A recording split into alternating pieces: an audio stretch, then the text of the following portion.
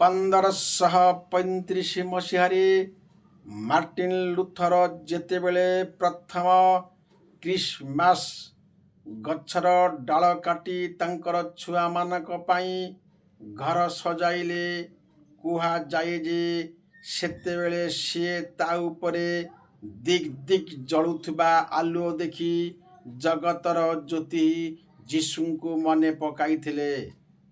ଯୁବରାଜ Albert ଜର୍ମାନୀର Christmas tree ପ୍ରଥାଟିକୁ ନେଇ ଯାଇଥିଲେ ଇଂଲଣ୍ଡସ୍ଥିତ ତାଙ୍କର ରାଜପ୍ରାସାଦକୁ 1841 ମସିହାରେ। ତାର 10 ବର୍ଷ ପରେ ଆମେରିକାର ଜଣେ ପାଳକଙ୍କୁ ଘରେ କ୍ରିସମାସ୍ ଟ୍ରି ସଜେଇବାର ଦେଖି ପ୍ରତିମା ପୂଜକ ବୋଲି ଘୋର ନିନ୍ଦା କରାଯାଇଥିଲା। କିନ୍ତୁ ସେଇ ଗଛଟି ଶିଶୁମାନଙ୍କ ମନ ହରଣ କରି ନେଇଥିଲା।